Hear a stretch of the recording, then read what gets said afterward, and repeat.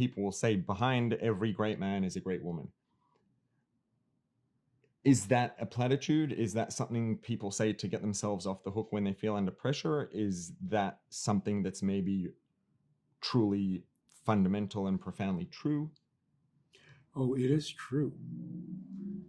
I don't know if you call it great, a great woman, a woman. Doesn't need to be qualified.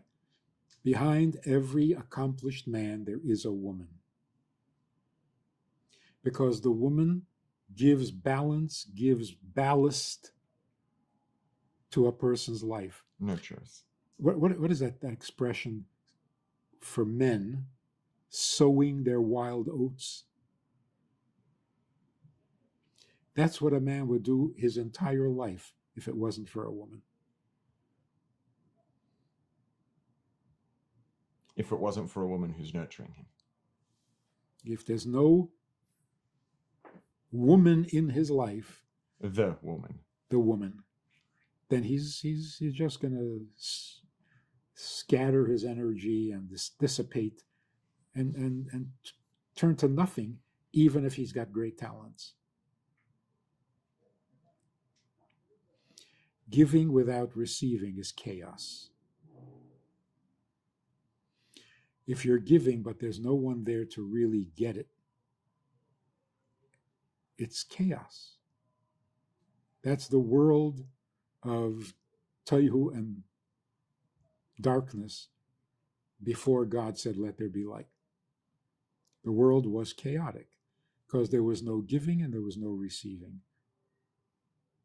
So is that statement truer, let's say, in that form for behind every, I like the way you word it, said behind every accomplished man is a woman, is the woman in his life, let's say.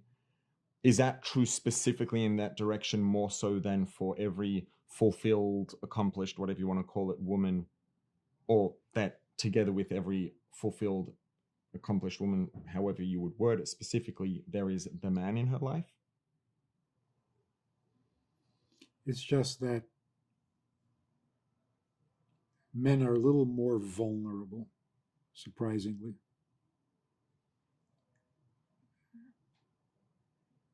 Women will find meaning.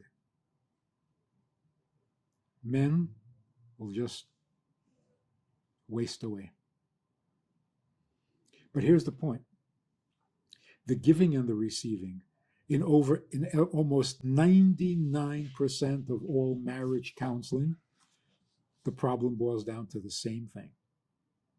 She is not receptive to what he is giving. She doesn't feel she's getting, he doesn't feel he's being received. Now, if you're trying to give and the person doesn't accept, your giving becomes toxic, chaotic, destructive, wasting the seed, which literally means wasting your life, because there's no one there to get what you're giving. Like a teacher who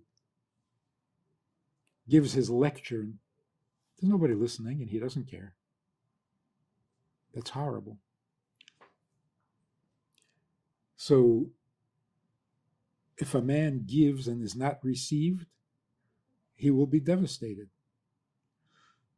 If a woman is receiving but is not receptive to what she's getting, she will be frustrated. She will blame him for it. Why do I have to do everything? Well, because you're good at it. That's not the point. The real reason is because I don't want to do it. I'm not supposed to. You're supposed to do for me. I had a really dramatic case where this woman was very upset. He never does anything. I have to do everything. He says, what are you talking about? I do everything you ask me to do. She says, why do I have to ask? You're the giver. Give. not in response to my asking, right? And then finally she gets really frustrated and she says, you know what? I've had it. Let's just get divorced. I can't take this anymore. He says, if you want a divorce, I'll give you a divorce. And she looks at me and says, you see? He doesn't know what he's doing wrong. He's being accommodating. He's being respectful. If you want a divorce, I won't hold you. I'll give you the.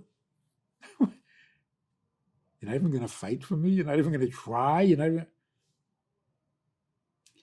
So men are not comfortable being men in this crazy society, which makes women uncomfortable being women, and everybody is messed up. Which goes back to what you said earlier, that the foundation of it all is being secure, security. And this is another thing that is so common. And I tell every chassan, you want to ruin the marriage before it even gets started?